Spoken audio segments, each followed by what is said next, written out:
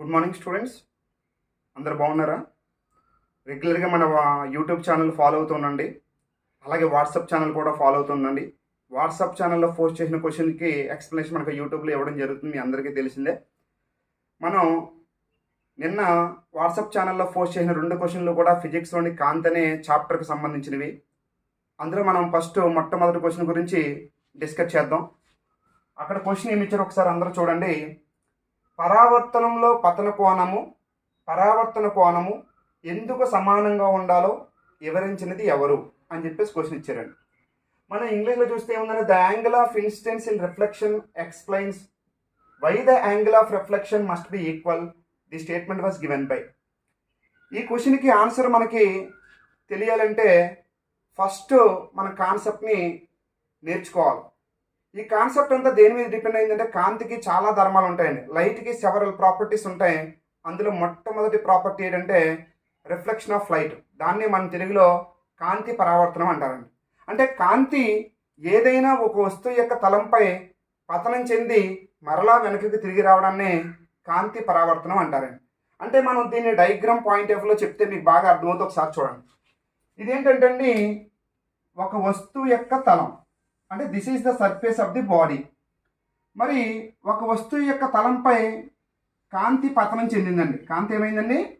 పతనం చెందింది. పతనం చెందాక మరలా ఏమవుతుందండి? పరావర్తనం చెందుతుంది. మరలా ఏమవుతుందండి? పరావర్తనం చెందుతుంది. కాబట్టి దీన్ని ఏమంటారంటే గుర్తుపెట్టుకోండి, దీన్ని పతన కిరణము అంటారండి. దీన్ని ఏమంటారండి? పతన కిరణము. ఇంగ్లీష్లో దీన్ని ఇన్సిడెంట్ రే అంటారండి. ఏమంటారండి? Incident ray.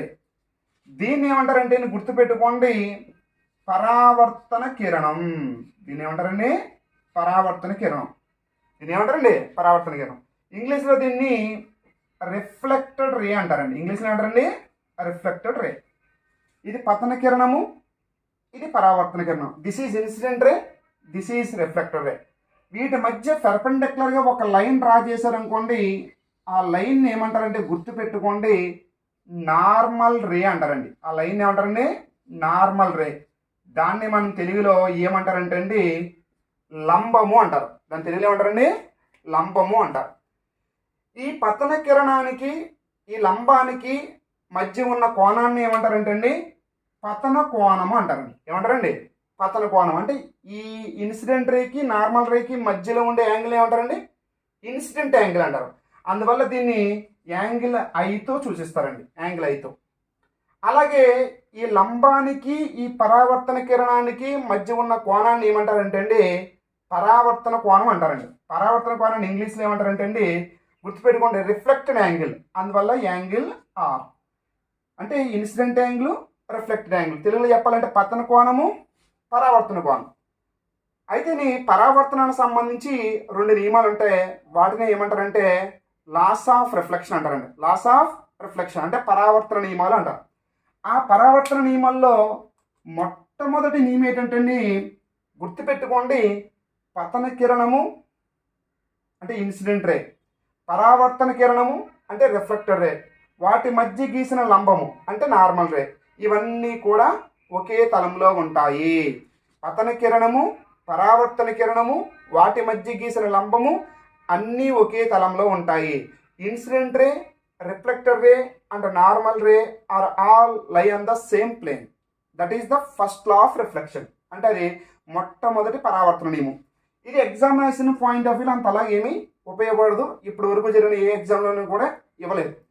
రెండోది మాత్రం చాలా చాలా ఇంపార్టెంట్ అండి. ఎందుకంటే చాలా ఎగ్జామ్స్లో మనకి ఈ సెకండ్ పాయింట్ గురించి డిస్కస్ చేయడం జరిగింది. అదేమీ కాదు, చాలా ఈజీ. దీన్ని ఏమంటారని చెప్పానంటే పతన కోణం. అంటే పతన కోణం విలువ పరావర్తన కోణం విలువకు సమానము. అంటే angle of incidence is equal to angle of reflection. అంటే కాంతి ఎంత కోణంతో అయితే పతనం చెందుతుందో అంతే కోణంతో తిరిగి పరావర్తనం చెందుతుందని చెప్పేసి మనకి వివరించిన వ్యక్తి ఎవరంటే అండి ఫెర్మాట్. మనకి వివరించిన వ్యక్తి ఎవరండి? ఫెర్మాట్.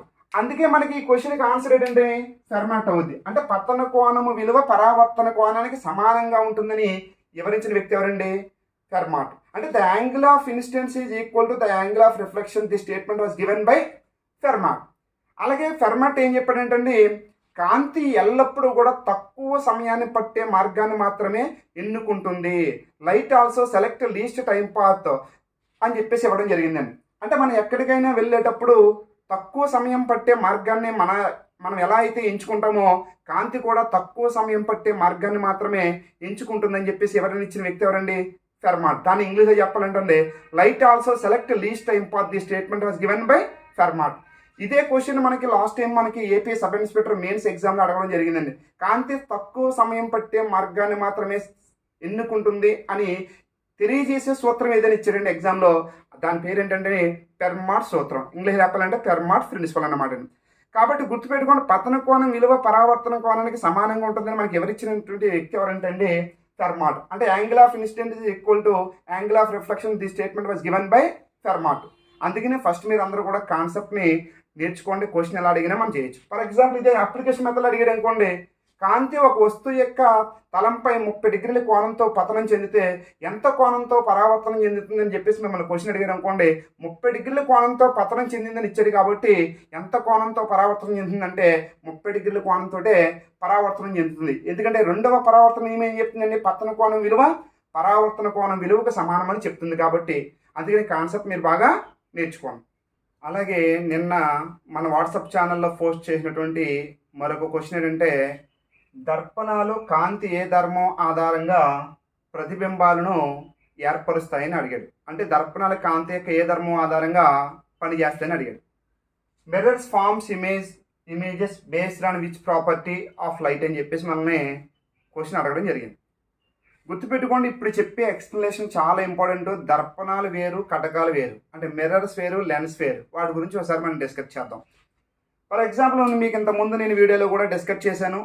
దర్పణాలు 3 రకాలుగా ఉంటాయని చెప్పాను. ఏంటంటే సమతల దర్పణం, పుటాకార దర్పణం, కుంభాకార దర్పణం. వాటిని ఇంగ్లీష్లో plane mirror, concave mirror, convex mirror అని చెప్పాను. అలాగే కటకాలు అనేవి 2 రకాలుగా ఉంటాయి. కుంభాకార కటకం, పుటాకార కటకం. అంటే కాన్వెక్స్ లెన్స్, కాన్కేవ్ లెన్స్ అని ఉంటాయి. లెన్స్ ఏ ధర్మం ఆధారంగా పనిచేస్తాయి, మిర్రర్స్ ఏ ధర్మం ఆధారంగా పనిచేస్తాయి, ఇప్పుడు మీకు చాలా డీటెయిల్ ఎక్స్ప్లెయిన్ ఇస్తాను, జాగ్రత్తగా వినండి. మనం ఇప్పుడు పుటాకార దర్పణం గురించి డిస్కస్ చేద్దామండి. పుటాకార దర్పణం. ఈ పుటాకార దర్పణమును ఇంగ్లీష్లో ఏమంటారంటే అండి కాన్కేవ్ మిర్రర్ అంటారు. ఏమంటారండి? Concave mirror. ఈ యొక్క పుటాకార దర్పణాన్ని కానీ కుంభాకార దర్పణాన్ని కానీ ఒక గోళం నుంచి కట్ చేస్తారండి. అంటే ఒక స్పీర్ నుంచి కట్ చేస్తారు. అందువల్ల ఈ పుటాకార దర్పణాన్ని మరియు కుంభాకార దర్పణాన్ని ఏమంటారంటే అండి గోళాకార దర్పణాలు అంటారు. అంటే both concave mirror and convex mirror are called spherical mirrors. అంటే ఇలా ఒక స్పీర్ తీసుకున్నాం అనుకోండి, గోళం తీసుకున్నాం అనుకోండి, గోళం నుంచి కట్ చేస్తారు. కాబట్టి ఇక్కడ ఇది ఉంది చూసారా, దీన్నే మనం ఏమంటారంటే పుటాకార దర్పణం అంటారు. పుటాకార దర్పణం.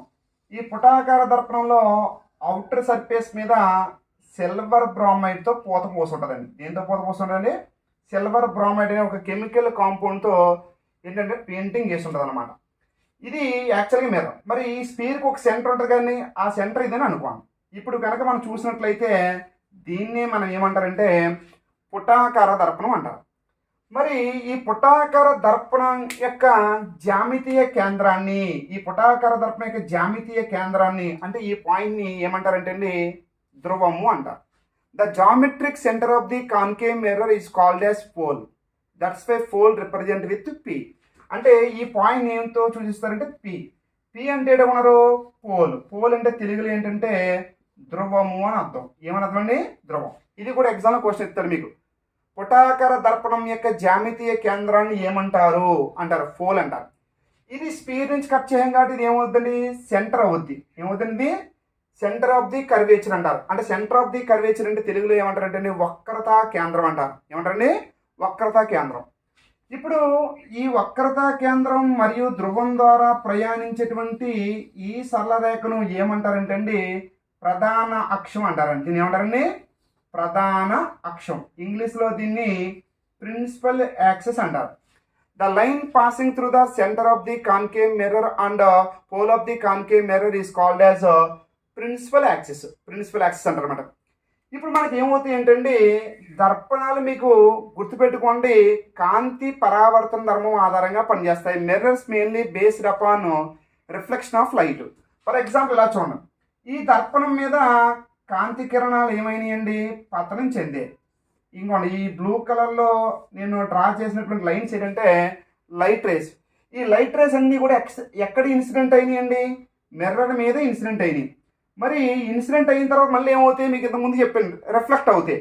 అంటే ప్రధాన అక్షానికి సమాంతరంగా ప్రయాణించిన కాంతి కిరణాలన్నీ పుటాకార దర్పణం యొక్క తలంపై పతనం చెంది మరలా తిరిగి ఏమవుతుంది, పరావర్తనం చెందుతాయి. తిరిగి మళ్ళీ ఏమవుతుంది, పరావర్తనం చెందుతాయి. కాబట్టి గుర్తుపెట్టుకోండి, దర్పణాలు కాంతి యొక్క ఏ ధర్మం ఆధారంగా పనిచేస్తాయంటే పరావర్తన ధర్మం అండి. అంటే light rays which are parallel to the principal axis are incident on the concave mirror and reflection meet at one point, this point is called as focus. అంటే ఈ పాయింట్ ఏమంటారంటే ఫోకస్. అంటే ప్రధాన అక్షానికి, అంటే దీనికి ప్రధాన అక్షానికి సమాంతరంగా ప్రయాణించిన కాంతి కిరణాలన్నీ దర్పణం యొక్క తలంపై పతనం చెంది మరలా పరావర్తనం చెందిన తర్వాత ఏ బిందువు వద్ద అయితే కలుసుకుంటాయో ఆ బిందువునే ఏమంటారంటే నాభి అంటారు. అందువల్ల దాన్ని గుర్తుపెట్టుకోండి, ఎఫ్ అనే అక్షరంతో చూసేస్తారు. ఎందుకని, ఎఫ్ అంటే దాని అర్థం ఫోకస్. ఫోకస్ అంటే తెలుగులో ఏంటండి, నాభి. ఇది కూడా క్వశ్చనే. ఏంటి, ప్రధాన అక్షానికి సమాంతరంగా ప్రయాణించిన కాంతి కిరణాలు దర్పణం యొక్క తలంపై పతనం చెంది తిరిగి పరావర్తనం చెందాక ఏ బిందువు వద్ద కలుసుకుంటాయో ఆ బిందువుని ఏమంటారు అని చెప్పేసి క్వశ్చన్ అడిగాడు అనుకోండి, మీరు ఏం పెట్టాలి, నాభి అని పెట్టాలి. దర్పణం యొక్క జామితీయ కేంద్రాన్ని ఏమంటారని అడిగితే పోల్ అంటారని చెప్పాలి. దర్పణాలు ఏ సూత్రం ఆధారంగా పనిచేస్తాయి అంటే పరావర్తన సూత్రం ఆధారంగా పనిచేస్తాయి. అందుకని ఇక్కడ చూడండి, లైట్ రేస్ ఇన్సిడెంట్ అయ్యాక మళ్ళీ ఏమైనాయి, రిఫ్లెక్ట్ అయినాయి. ఈ రిఫ్లెక్ట్ అయిన లైట్ రేస్ అన్నీ ఏమైనాయి, ఒక పాయింట్ వద్ద ఇన్సిడెంట్ అయినాయి. ఆ ఇన్సిడెంట్ అయినటువంటి పాయింట్ని ఏమంటారంటే ఫోకస్ అంటారు. ఏమంటారంటే దాన్ని ఫోకస్ అంటారు. అంటే light rays which are parallel to the principal axis are incident on the concave mirror and reflection meet at one point, this point is called as focus. గుర్తుపెట్టు. అందుకనే మనకి ఇంకెక్కువ ఎక్స్ప్లెనేషన్ ఇవ్వదలుచుకోలేను. దర్పణాలు కాంతి యొక్క ఏ ధర్మం ఆధారంగా పనిచేస్తాయి అంటే ఇక్కడ ఆప్షన్స్ ఏమి ఇచ్చాడు, రిఫ్లెక్షన్. రిఫ్లెక్షన్ అంటే తెలుగులో పరావర్తనము, రీఫ్రాక్షన్ అంటే వక్రీభవనము, రెక్టిలీనియర్ ప్రాపగేషన్ అంటే రుజుమార్గము, total internal reflection of light fourth option అంటే కాంతి సంపూర్ణాంతర పరావర్తనము. కాబట్టి దర్పణాలు కాంతి యొక్క ఏ ధర్మం ఆధారంగా పనిచేస్తాయండి, పరావర్తన ధర్మం ఆధారంగా పనిచేస్తాయి. పరావర్తన ధర్మం ఆధారంగా పనిచేస్తాయి కాబట్టి మనకి ఈ క్వశ్చన్కి ఆన్సర్ ఏంటంటే ఆప్షన్ 1. అయితే మీరు తెలుసుకోవాల్సిన లెన్స్ గురించి కూడా తెలుసుకుందాం. మీకు లెన్స్ కూడా 2 రకాలు ఏంటి, కాన్వెక్స్ లెన్స్, కాన్కేవ్ లెన్స్. అంటే కుంభాకార కటకము, పుటాకార కటకము. మీరు చూడండి, ఎప్పుడైనా మీకు ఫిజిక్స్లో ఇలాంటి డయాగ్రామ్ కనపడింది అనుకోండి, ఇది ఏంటంటే గుర్తుపెట్టుకోండి కాన్వెక్స్ లెన్స్. అదేంటండి కాన్వెక్స్ లెన్స్. కాన్వెక్స్ లెన్స్ అంటే ఏంటనుకున్నారు, తెలుగులో కుంభాకార కటకం. ఏంటండి కుంభాకార కటకం. కాన్వెక్స్ లెన్స్ అని తెలుగులో ఏమంటారండి, కుంభాకార కటకం. మరి ఇక్కడ ఏం చెప్పాను, దర్పణం యొక్క జామితీయ కేంద్రాన్ని పోల్ అంటారని చెప్పాను. అంటే the geometric centre of the concave mirror is called as pole అని చెప్పాను. కానీ ఇక్కడ ఏమనాలి తెలుసండి, కటకం యొక్క కేంద్రాన్ని దృక్కేంద్రం అంటారు. కటకం యొక్క కేంద్రాన్ని ఏమంటారండి, దృక్కేంద్రం. దృక్కేంద్రం అంటే ఇంగ్లీష్లోని ఆప్టిక్ సెంటర్ అంటారు. దానివల్ల దీన్ని ఓతో సూచిస్తారు. అంటే the centre of the lens is called as optic centre. That's why optic centre represent with letter O. అర్థమైంది కదండి. ఇది తెలుసుకోండి, రెండింటికి తేడా ఇది. దర్పణం యొక్క జామితీయ కేంద్రాన్నేమో ధ్రువం అంటాం, కటకం యొక్క జామితీయ కేంద్రాన్నేమో దృక్కేంద్రం అంటారు. అంటే the geometric centre of the convex lens is called as optic centre, where the geometric centre of the concave mirror is called as pole. ఇప్పుడు గుర్తుపెట్టుకోండి, ఇది కూడా ఇది ఏమవుతుందంటే ప్రిన్సిపల్ యాక్సిస్ అవుతుంది. అంటే ప్రధాన అక్షం. ప్రధాన అక్షం దాకా రాసింది కదండి, ప్రధానాక్షం. ఇప్పుడు చూడండి, కాంతి కిరణాలన్నీ కూడా కుంభాకార కటకం మీద పతనం చెందే. అంటే కుంభాకార కటకం యొక్క తలం మీద ఇన్సిడెంట్ అయినాయి. ఇన్సిడెంట్ అయిన తర్వాత అవి రిఫ్లెక్ట్ అవ్వండి. రిఫ్లెక్ట్ అవ్వంటే పరావర్తనం చెందవండి. అలా లెన్స్లోంచి లోపలికి వెళ్తాయి కాబట్టి ఇలా వెళ్ళి ఒక పాయింట్ వద్ద ఈ లైట్ రేస్ అనేవి కలుస్తాయి.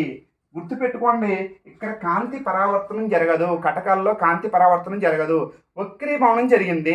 అంటే ప్రధాన అక్షానికి సమాంతరంగా ప్రయాణించిన కాంతి కిరణాలన్నీ కుంభాకార కటకం యొక్క తలంపై పతనం చెందిన తర్వాత వక్రీభవనం చెంది ఒక బిందువు వద్ద కలుసుకుంటాయి. ఆ బిందువును కూడా ఇక్కడలాగే ఏమంటారంటే ఫోకస్ అంటారు.